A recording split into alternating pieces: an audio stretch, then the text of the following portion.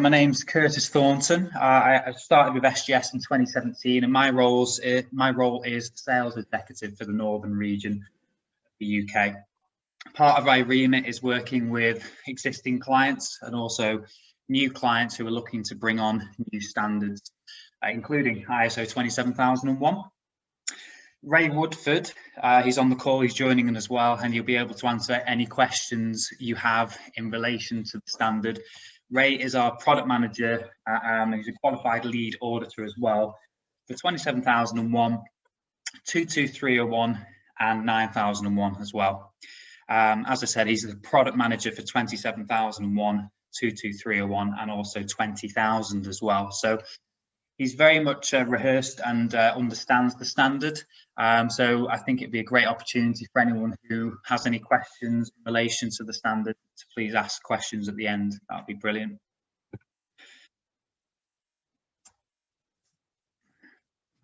There we go. So an introduction to the standard. I think starting off, it would be, I think the best place to start will be just to talk about some of the security breaches and threats that happen throughout time. These are always ongoing. There's always new threats. There's always new breaches. These were some of the more prominent ones which we can remember. So EasyJet, for example, personal information of 9 million customers and credit card details were accessed in a cyber attack. We've got British Airways, if we remember British Airways. The Marriott Hotel Group announced the hackers assessed the records of up to 383 million guests. The records included passport numbers and credit card information.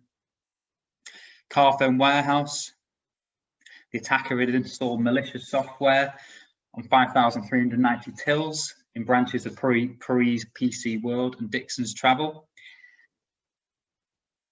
NHS, if we can remember the WannaCry cyber attack as well, that actually affected over 150 countries, a worldwide ransomware outbreak.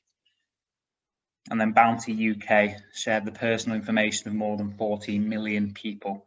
But these are just examples that I'd say they're relatively old now, but I thought it was quite, maybe just keep them in because this was pre-COVID as well. So it brings us back to a time where I think things were a lot more normal, but the more recent attacks, there's certainly a more recent attack that happened. I mean, even last week, there was the announcement of Microsoft Exchange servers as well.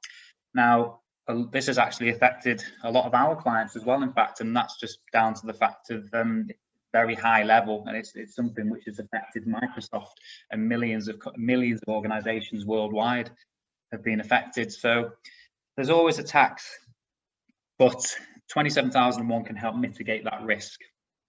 So what is 27001? Well, it's an information security management system, and it's a framework essentially, policies and procedures that include all legal, physical and technical controls involved in an organization's information risk management processes. Essentially, what it sets out to achieve is to examine the risk of a company's information security, and then once the risk has been established, implement controls, which include policies, procedures and treatments to manage these risks. Also to manage threats of information assets. So you manage threats to information assets, so data storage.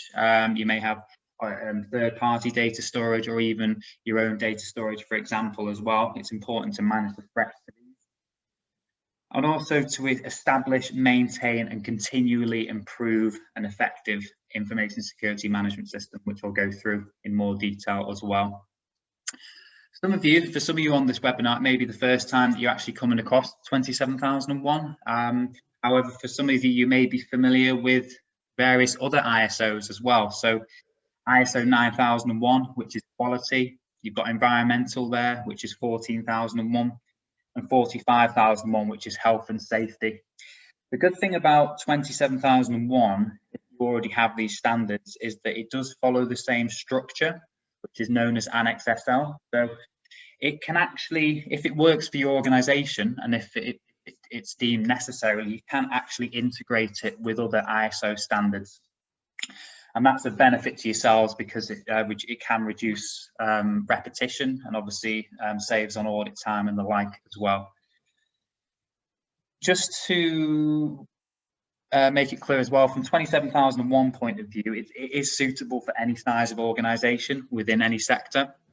I'll allude to this in a little bit more detail sooner, but from a sales perspective and with me working with clients, really the inquiries for 27001 not only have they increased dramatically over the last couple of years, we've also seen that it's large multinational organisations, multi-site companies which are adopting this standard, and also organisations which are even one employee. So the size really doesn't matter. It's just in terms of looking after the security, how much of importance to themselves or to the company, should I say.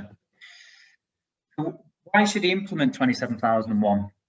Well, I think one of the main reasons, it can demonstrate your organisation's commitment to keep confidential information secure. It's also going to increase customer and stakeholder confidence in how your organisation manages risks.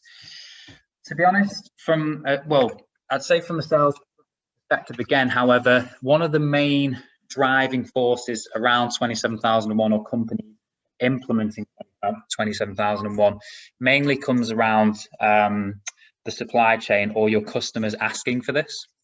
And that's important because they want to make sure that you have robust systems in place to secure their customers' data, their customer data, and also their data, company's data as well. So a lot of you on the call may actually have seen that it's a requirement on a tender or a request for quotation that you have 27001.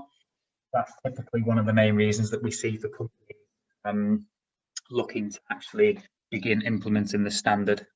However, that being said, that's not the only benefit. It can win you additional business and revenue, of course, but there's also, it can differentiate yourself against competitors. It'll safeguard your valuable data and your intellectual property. And of course, it will make sure that you're conforming and meeting legal, contractual and regulatory requirements. And again, we've talked about it, manages and minimizes the risk exposure, avoids financial penalties from data breaches. On my previous slides, I didn't actually go into much detail about them. Some of the fines that we've seen from some of these companies, 183 million for British Airways, 99 million from Marriott, Carphone Warehouse, 500,000. So these are substantial fines, and it just shows that the ICO are taking this seriously. So it's certainly something to look into and consider. So in terms of preparation for the standard, there are various routes that you can take. Internal expertise, training from SGS's Academy, a gap audit from ourselves, and also using an external using an external consultant. Each of these has their benefits. Some people that come to myself when they're looking for the standard, they do have experience within information security. So IT managers, for example, I do work with quite a lot of IT managers that simply say that they're implementing it themselves and they've got experience of doing so. That is a positive, and it's good that you can do that because essentially, I guess directly you would save costs as opposed to using a third party. However, you also need to take into consideration the time that it will take to actually implement the system alongside your day job as well, because as you will come to see, there are of course a lot of requirements 27001. And time is a very valuable asset to all of us. So perhaps it may make sense to actually outsource some of this to the likes of ourselves or to an external consultant. The Academy, which I'll go through one of the last slides, actually, I'll just talk about what is available from the Academy. However, there are various training courses which are available not only to individuals, but to teams of people as well. So for example, if you wanted to do implementation training, or if you wanted to actually do internal auditor training to the standard as well. With the gap audit's useful because it's actually a pre-audit, so it's a pre-assessment which doesn't form part of the certification process, which is something that I'll go through in later slides. it's a really good way to gauge how well you're doing in terms of meeting the requirements of the standard, and that's something that we can offer. And then finally, external consultants. They are extremely useful when it comes to actually implementing the standard. They go the extra step because SGS is the third-party accreditation body, so we're the ones actually going to be conducting the assessment. We are not allowed to actually help in the physical implementation of the standard itself, or sorry, implementation of the system. And that's because if we do, then it will be a conflict of interest if we were to go in. So we need to, essentially, that's where external consultants, they really show their worth, because they can take the time and effort away from yourselves and help you with the implementation of the standard as well. So 27001, avoiding the pitfalls of implementation. This presentation was actually originally written by Ray, so the product manager. So these are some of the challenges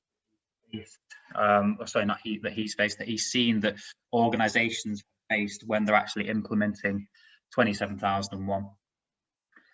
And that includes the scope of the certification, obtaining top management buy-in and raising staff awareness, conducting information security risk assessments, creating and managing the ISMS documentation, and finally understanding the requirements of the standard. So I'll go into each of these in a little bit more detail. But first, the scope of the certification. So some of the things that you need to consider is what information is the organisation looking to protect. So when you actually implement the standard, what is it that you're looking to protect?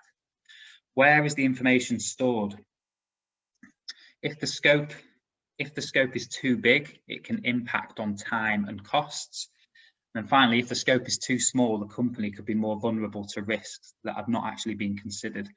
If we just jump up a little bit in terms of what information the organisation is looking to protect, all scope statements must include a direct or indirect reference to the information that is being protected. I think that's an important point, because scope statements sometimes we've seen are limited to the likes of an IT department, for example, where that is just literally limiting it to one department. That's not mitigating risk throughout the rest of the company. So it's really important for you to understand that the scope, what it is you want the ISMS to cover is vital in terms of protecting your customer data. And also it's important to understand that customers would expect that the whole business has got 27001, not just a specific sector or section of the business, unless that was a specific requirement from your customers or indeed internally. Where's the information stored? So all repositories of information are considered to be within the logical boundaries of the scope. For example, data repositories at third-party sites or data centers, they're considered to be part of the scope as well. The physical boundaries of their ISMS are determined by what the organization maintains direct control over. So whatever you have direct control over, that's what's considered to be part of the ISMS physical boundaries. So if the scope is too big, large businesses, for example, could overestimate the planning to include many tasks that are not required, which could impact the project time and use resources that could be utilized elsewhere. Conversely, if the scope is too small, it may result in non-conformity from SGS, for example. Some examples of this, if you're familiar with the standard in any detail, there's actually, within the standard, there's Annex A controls. There's actually, I think, 13 controls, Annex A controls.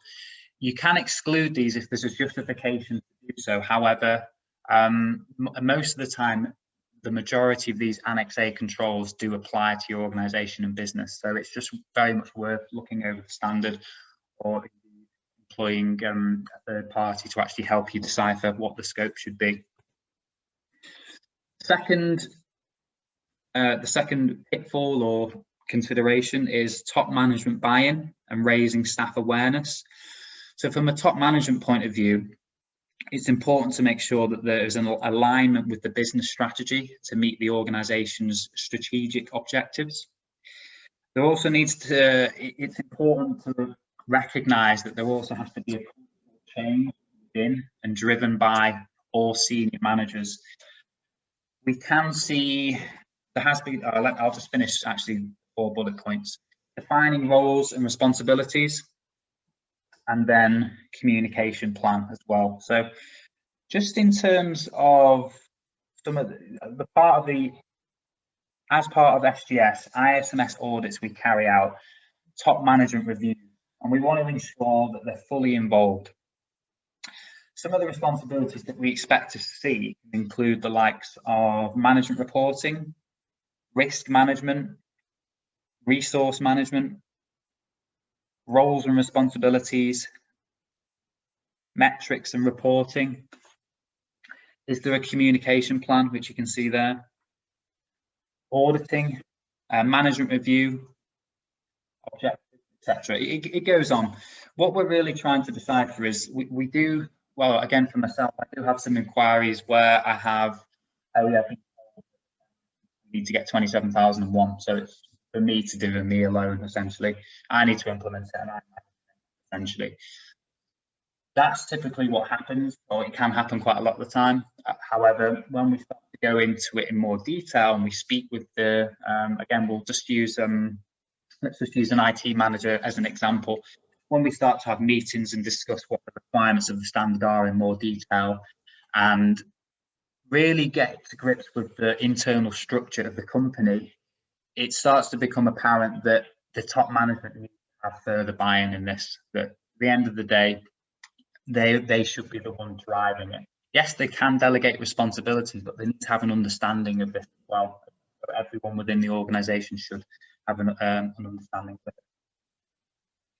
And the other thing on top of that would be staff awareness as well. So involvement in projects, representatives from internal departments, information security awareness training, and policies and procedures. So involvement in projects, we need to make sure, or you need to make sure that all employees in scope are kept up to date of the ISMS project progress and are communicated to when necessary. Regular ISMS project newsletters and emails are a good way to go about this. It just informs people within the project how it's progressing and if any action are needed to be taken. In terms of representatives from internal departments, departmental or team representatives can be utilised to ensure the information security communication messages are filtered through to all staff and to be local points of contact for employee issues and queries.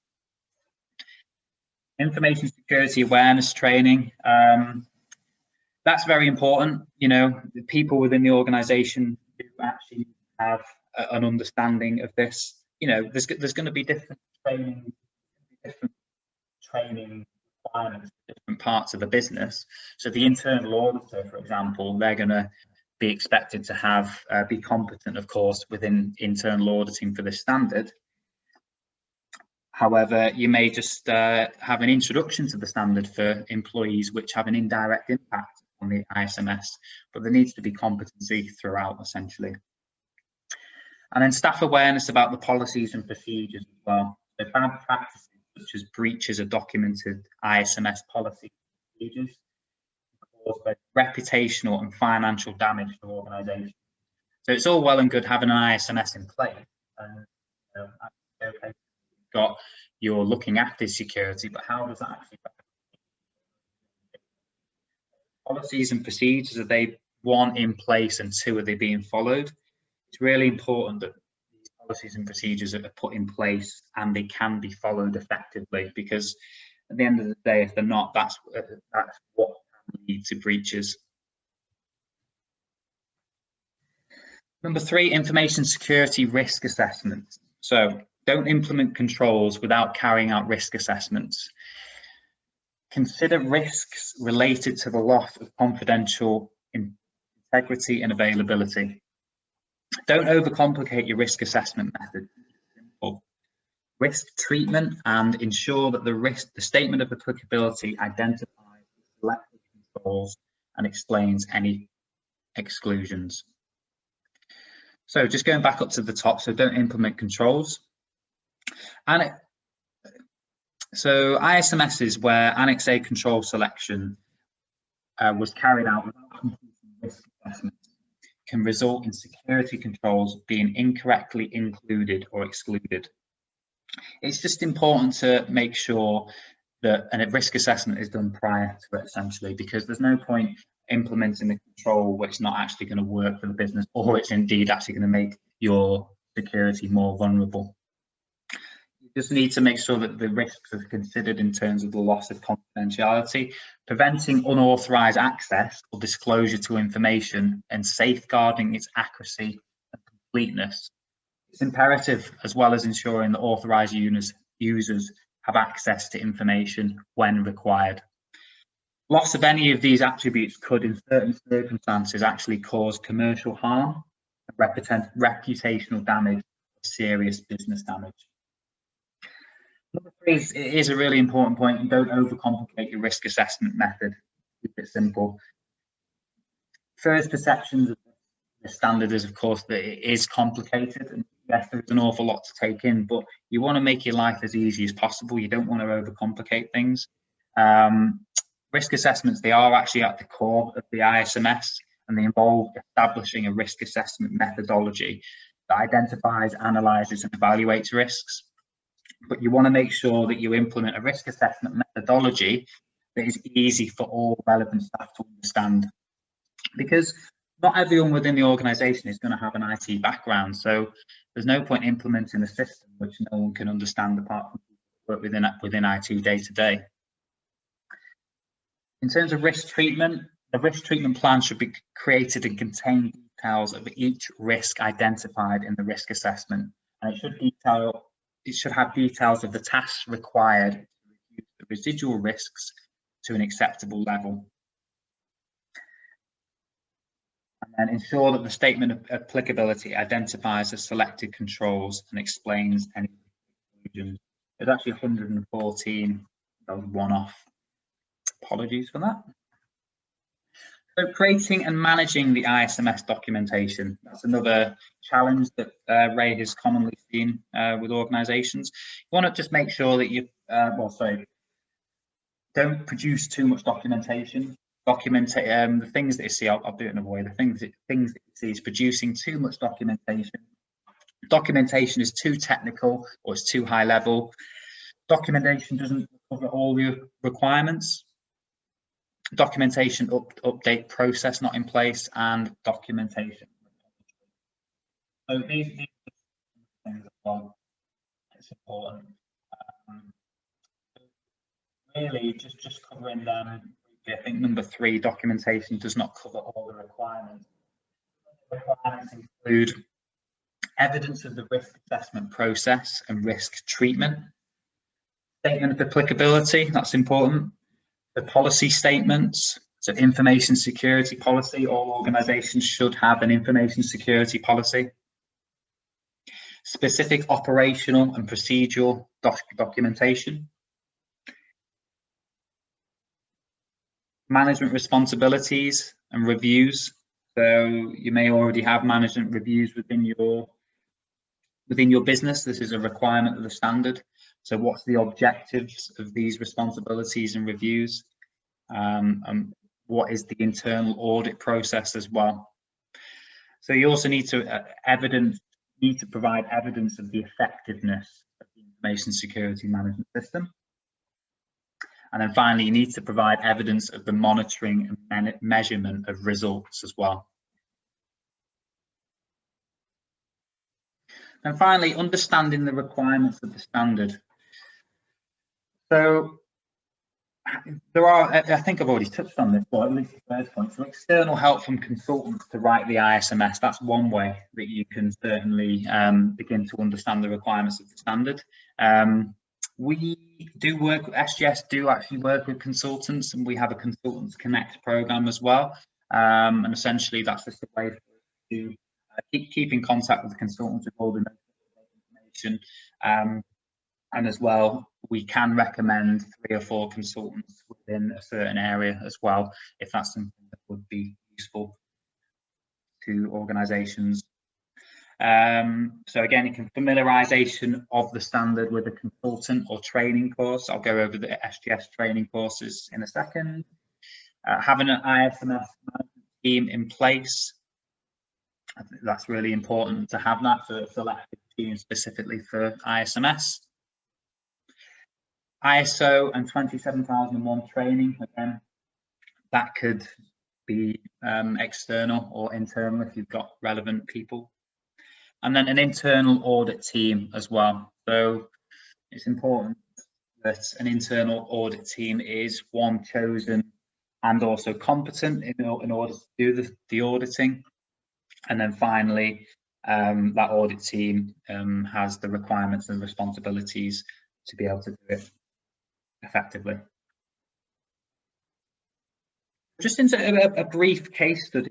So the reason we've included Burgess Salmon as one of our case studies is simply because they've not only implemented 27001, but they've also gone for an ISMS, an integrated management system for 9001, which is quality, and 22301, which is business continuity. It's actually one of the first companies within the legal sector to have all three certifications.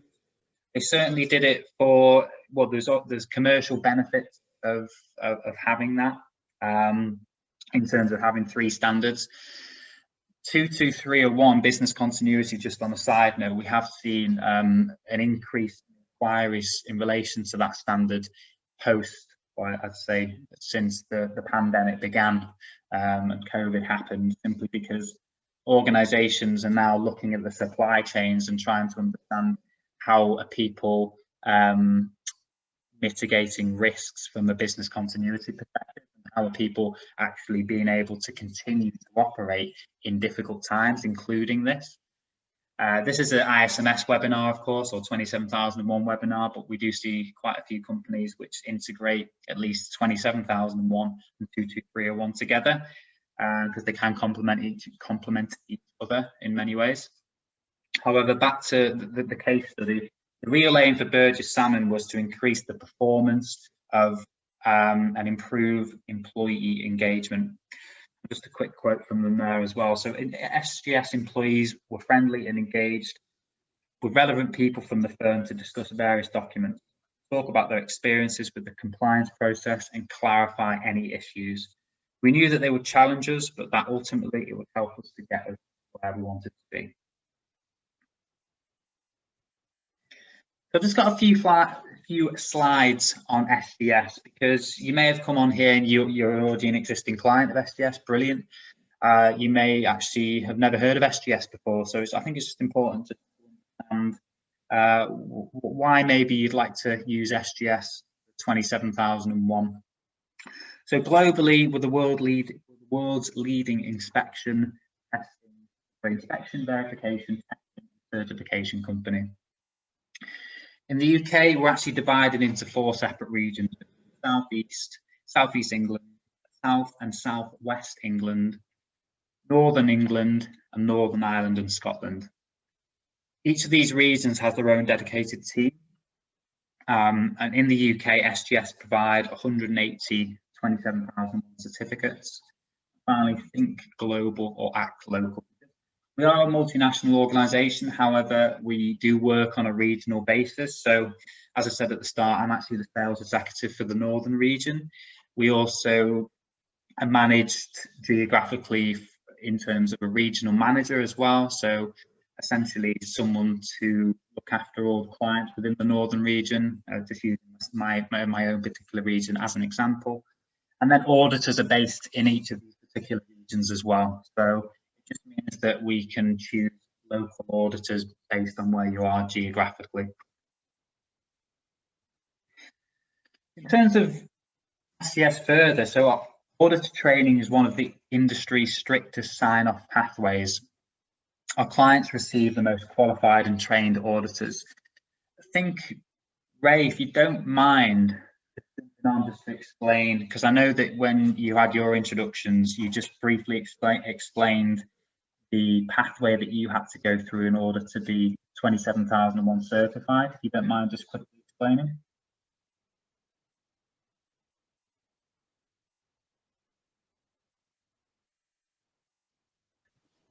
I think you just need to unmute your mic, Ray.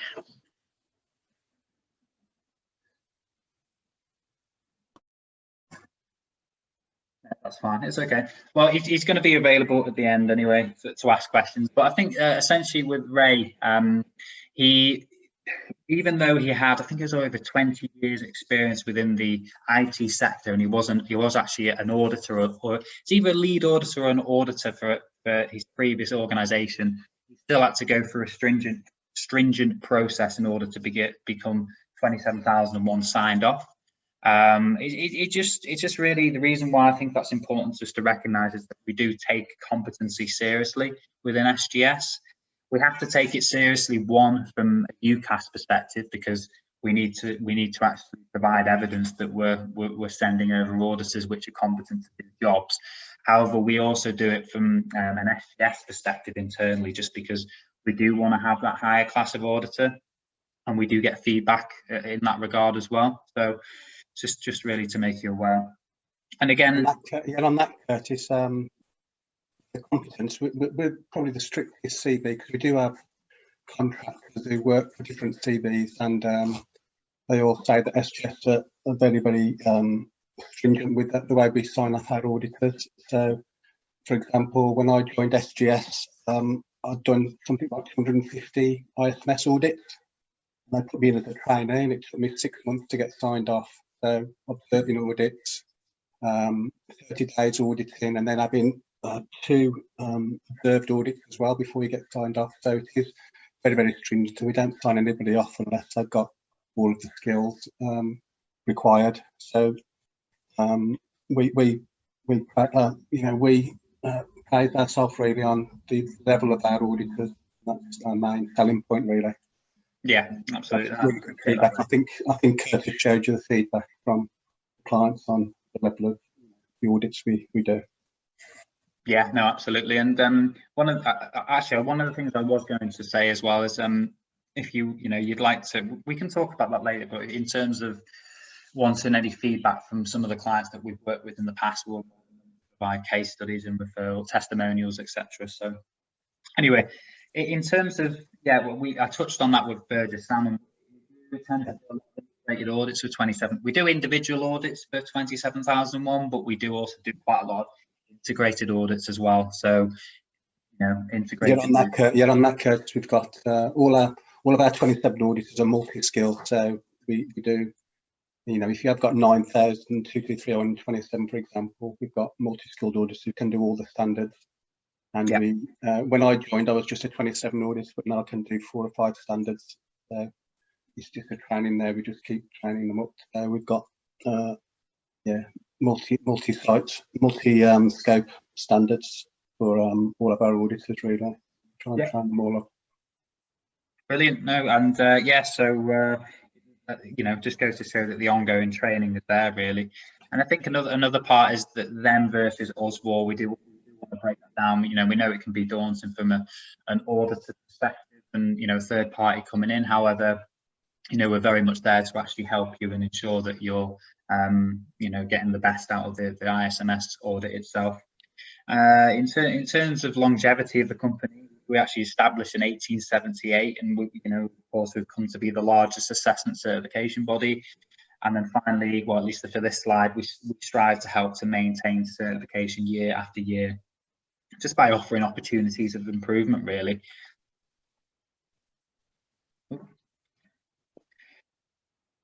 This is just one of the recent customer surveys that we actually sent out. It just really shows that our auditors are consistently rated highly. So 85% of respondents were satisfied with auditors' knowledge. 86% of respondents were very satisfied with the auditor communication. 90% of respondents were very satisfied with the timeline of delivery of the audit report. And finally, 94% of respondents felt very satisfied that the site visit was structured well to suit their operations. Touched on Ucas Accreditation as well. I don't know who's on, well, we did have a list of actually people that have joined the call, but there may be organisations which have never had 27001 before, but they need to attain it. and they may be going for quotes elsewhere. So Ucas Accreditation is something which is, well, it's actually the only government approved accreditation body. So the UK government UCAS is the only UK government approved body to actually accredit SGS.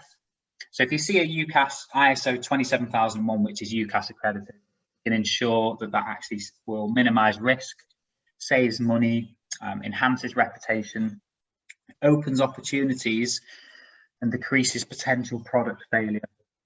And it's actually internationally recognised as well. And the reason I'm saying these points is because there are quite a lot of organisations which are offering non-UCAS certification. However, you can, nothing to stop you going down that route, of course not. But we've seen I speak to a lot of clients, and from my perspective, time and time again, they've had to come back to ourselves after they got ended up getting non-UCAS certification, saying they needed it to be specifically UCAS accredited. And the reason for that is because it's clients and it's supply chains asking for that. They speculate that it has to be UCAS. The importance of that is that we actually get audited by UCAS, as in they're actually ensuring that we're competent in what we're doing and we're meeting the requirements. There's nothing like that when it's a non-UCAS body, or if there is, it's certainly not. It's certainly not overlooked or approved by the UK government. I think this is the last slide actually, so I just wanted to touch on the training courses. So information security management systems, we have a variety of courses which may be useful to yourselves depending on your circumstances. Introduction and awareness, internal auditor training, and actually lead auditor training courses as well. So that there are actually a variety which we do offer. These would depend on the circumstances and individuals. They can be, we run public courses, which would be quite a similar setup to what we have here. And also we can do bespoke courses, so that would either be on site, but in fact most things are being conducted remotely at the moment, so virtually. However, you can have up to 12 delegates for certain courses to actually go through these. And yeah, I think it's just pointed out there that it offers more flexibility, ensures the safety and welfare at the moment given the current situation, and maintains quality. We still want to maintain the same quality delivery as classroom learning, of course. Make sure that you can continue your professional development whilst working from home. Thank you. If you have any questions at all.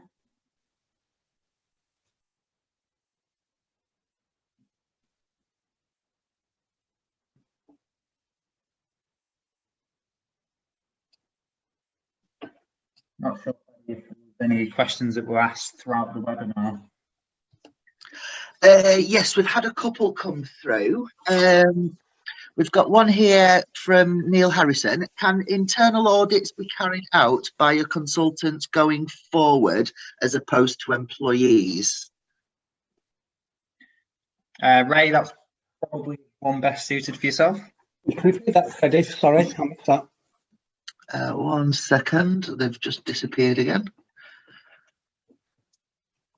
Oh, sorry, I'll have to ask a different one. That one's completely disappeared from. I can remember it, Freddie. Neil asked, can a consultant continue to do the internal audits for a company, like ongoing, as opposed to it being a direct employee of the company? Yes, and we have, on that one, we have quite a few clients. As you know, if you're doing internal audits, you need to be impartial, and sometimes that's difficult with smaller companies where they haven't got many staff and they're doing multiple jobs and you're auditing your own work. So using a consultant for your internal audits is that happens quite a lot in the audits we've got, the clients we've got at the moment. So that is a good option to have, maintains impartiality, and that's really good. Yeah, exactly. I mean, we do. I mean, obviously, as I've alluded to, we do work with consultants quite a lot, and a lot of these consultants do not take it upon themselves, but they've made an agreement, an arrangement with the client directly, just to carry on and do the internal audit. So that's not a problem. You know, that's perfectly within your rights. from a SGS point of view, when we come in and audit, we still are going to be auditing the procedures and policies surrounding that. So ensuring that the policies and procedures you've actually implemented are being followed by the external auditor. I've got another question through here. We've got a couple of internal auditors that have been trained by BSI, but they're not a lead auditor. Would you classify this as a single point of failure, that they should require a lead auditor training? No, I wouldn't say as a single point of failure. Lead auditor really is when you've got a team of auditors. So, you know, being an auditor is fine for internal auditing. You only need a lead auditor if you've got a team of auditors. So, for example, if SGS are doing an audit, one of our auditors can go out on his own, and he's not part of a team. But a lead auditor really is just making sure that team work together. So usually on the internal audits, a lead auditor qualification is not normally needed, as long as you've got audit skills, and you know, and if you need someone to, you know, if you are doing a team audit, you got someone to lead that team. If you are doing those sort of audits, you probably need them in that case. But normally, we auditors are just trained up for auditing, really. Brilliant. Cheers, Ray. I've got another one here from Richard. Can ISO 27001 and ISO 22031 be implemented and audited at the same time as an integrated management system? Yes, we have got some clients who do that. Yes, so we can do that, but obviously that one, clause 8, is all about the business continuity planning and things. But most of the other mandatory elements are, you know, fitting well. So we do have Burgess Salmon has got integrated management system, the one we covered there, and that covered 9, 22 and 27001. So it's possible to do that, and we have got we've got information how to do integrated audit if you need that as well. So we have got some I think we've got some courses on that as well, Freddie. Brilliant. Yeah, and just on that as well, just to from the clients that I've spoken to previously, it's certainly something that we're seeing a lot more of as well. So like dual implementation from the very start. As one of the first slides I explained, they do follow the same structure, so Annex SL, yeah. which means that, you know, you're almost putting yourself in a good position if you can start off by implementing. If it's a requirement, you know, you may as well actually just do the 2 instead of the 1 if that's something you're looking to do. But equally, we do see clients which just go for 27001 first, for example, and then after that they actually add on 22301. However, it's really what your preferences are and your time scales, and internally, you know, how much time and effort you're going to be put into these standards, because of course doing 2 standards at the same time instead of 1 will naturally mean more time is needed. However, it's not going to be substantially more time, simply because they follow the same structure. Brilliant, thank you for that, Kurt. Got another one here. We've already got 9000 and 14001. Would this just be a case of including the specific clauses of each for the aforementioned standard to gain certification?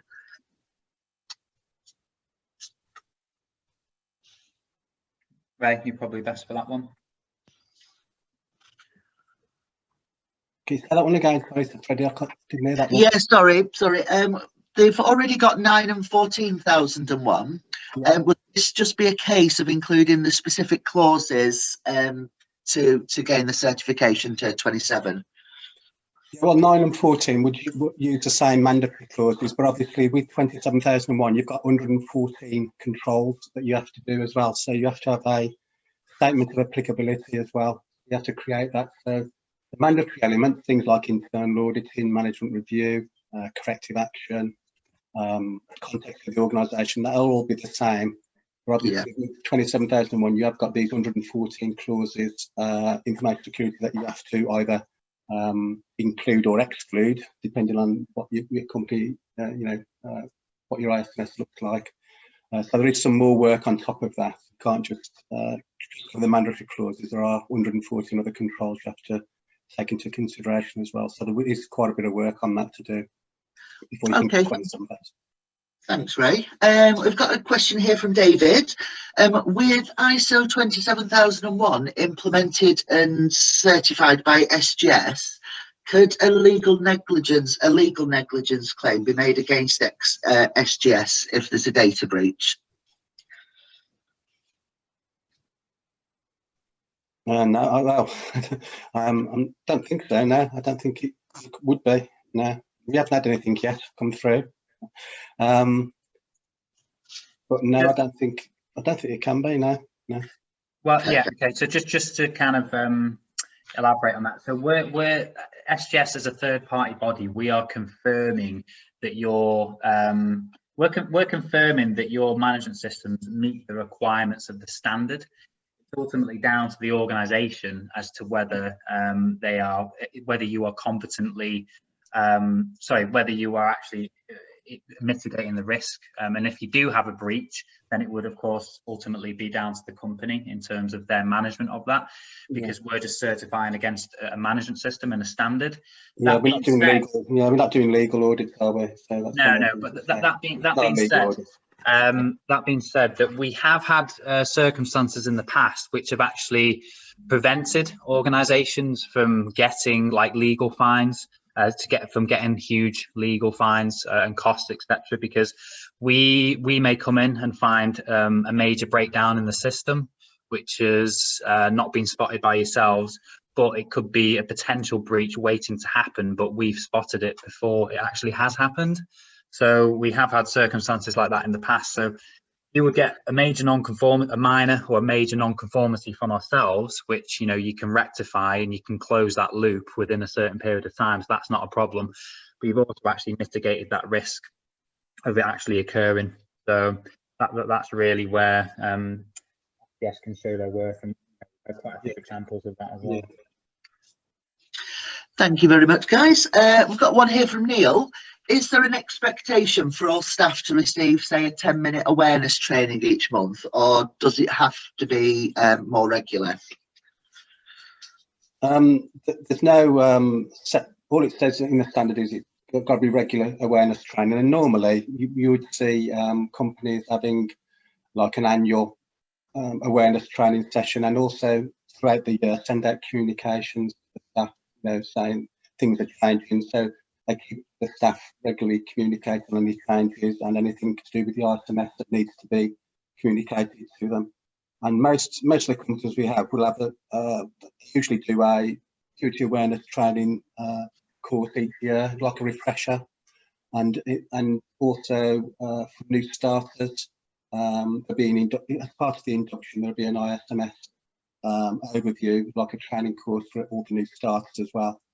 And for the existing staff, normally it's a refresher course, but the standard just says regular, and normally it's about a year.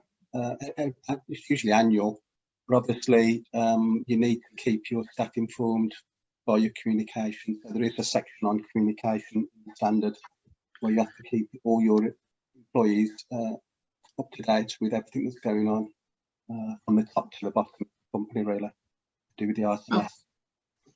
Okay, thanks for that, Ray. We'll use their intranet for that as well, so they post things on the intranet and have an information section on the intranet where, or a Yammer site or something like that, where all the staff can go on and look at for information on the ISMS, keep up to date with what's going on. The next one comes from Gary. How long does a typical ISMS implementation take from the very beginning to achieving the certification? So, if you don't mind, Ray, I can answer that. That is a very open-ended question, if I'm honest with you, because it does depend on the size of your organisation, number one, and also number two, how committed you are. So not committed. What's the priority of the implementation of the system? So just to put it into perspective, I've worked with clients who have implemented this standard within, 6 months, but that's being quite a lot of work from their part. Additionally, it may be something which is important, but you have got the pressing responsibility too. So it could take maybe 9 or 12 months from start to finish.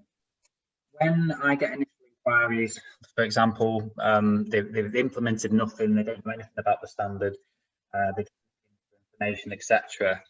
I'd say that from that point to having a stage 1, realistically, you're looking for a minimum around 6 months, maybe 9 months. And the reason for that is that you've got to, you know, get your head around the standard, of course, purchase the standard, understand the requirements, and then, you know, get everyone on board internally, but then also decide whether you're going to implement it yourselves, or sorry, start to implement the system yourselves, or are you going to use a third-party consultant, or you know, you're going to get training, etc. So there's a few things to consider. I'd say 12 months really, if it's starting from nothing, from start to finish, would be a reasonable way to go about it. However, again, if it's something which is a priority and needs to be done urgently, I've seen companies do it within 6 months. I've actually seen organisations implement 5 standards within 6 months, which causes an awful lot of headache. However, you know, if they have to do it for regulatory or maybe for a winning business for a tender requirements, then you've got to do it. But yeah, I'd say the average would be around about 9-12 months. Yeah, on top of that, just as well, you know, the things like, you know, as you said, the size of the organisation, also the complexity of the ISMS you're doing. For example, in my old company, I was part of the team that we had 3,000 staff at our company, but we began to, we thought it would be too big to do in a big bang, 3,000 staff, and we had about 12 sites. So what we decided to do is do one site with 200 staff to start with, and that's without having any experience of any other standards. It took us about 9 months from scratch. And then every 6 months after that, we had 6 monthly audits. We'd bring in a different site every 6 months, so we sort of built it up. And after about 4 or 5 years, we had the 3,000 people in scope. But you can reduce that time sometimes when you've got, as Curtis said, you know, you might have 9001, which covers a lot of the mandatory clauses, and that saves a lot of time as well because you've got the experience. 9 months, you know, you could reduce that by a little bit if we did have experience of other standards as well, and something to work on. Some documents you can use, you know, as a basis for your 27001. Awesome. I've got a question here from Florence. What are the benefits of carrying out a gap analysis as part of an information security management system? So one of the main benefits that I see for this is that, oh, where's that gone? Don't know where it's gone. Oh, that's fine. Yeah, so really, I kind of explain it like it is similar to a stage 1 in the sense that it's going through the clauses of the standard. So typically a gap audit would be, let's say for argument's sake, it would be a day, because that's typically what we do. The first half of the day would be going through each clause of the standard to make sure, or to see how well you fare against the requirements, and just really to see what you need to do. By the end of the day, you're going to have a list of gaps or a list of things that you need to actually implement in order to become compliant. The second half of the day can be for you to sit down with the auditor and go through, well, I'd say virtually at the moment, go through specifically what you want, what you'd like to go through. So it can just be any topic which you may be struggling with, or maybe a certain section of the standard which you're struggling with and you need some assistance with. That's where the benefit of the gap audit comes in, because you have that flexibility to do that. Whereas with a stage 1, although it is a preparedness review, that starts the certification process. So the 2 things which make it different from that regard then would be that, number 1, when it's part of the certification process, that also means that the auditor has naturally less flexibility because it's part of our Ucas requirements. And then number 2 is that you need to make sure that you'd have the stage 2 up to 6 months after the stage 1. It's almost like a time limit, really, you know, if you have a stage 1. Whereas with the gap audit, because it isn't actually part of the certification process, you do have that flexibility to give yourself some more time if needed. So that's really how I kind of like to explain it to clients. Yeah, building on that, Curtis, as well, I did have a client who did 3 gaps. We had a client up north. They did 3 gap audits before they went for the stage 1. So yeah, so that was just building on and building on that, and they went through it when they were ready. Otherwise, you know, it's going to be a company waste of time and money if they fail by the time they get to the stage 2. So Yeah, that's because really good. It's a bit extreme, that one. yeah, because I mean, Something, really, depends on you. Obviously, it depends on your confidence of the standard, but you don't want to get to a stage 2 and then you have you unfortunately get a lot of minor non-conformities or a major non-conformity because you're not prepared, and then you'd have to pay for the stage 2 again. So you may as well just mitigate that risk by having a pre-audit. Brilliant. Well, thank you both for that. We're just about out of time now, so thanks Kurt and Ray for presenting. It's been very good. And thank you so much to the audience for joining us. Sorry for the few technical difficulties we've had. I will ensure that you all receive a copy of the recording of the slides. You'll get that at some point either this week or next week. But thank you very much. I hope to see you all soon. Bye-bye. Thank you all. Bye-bye.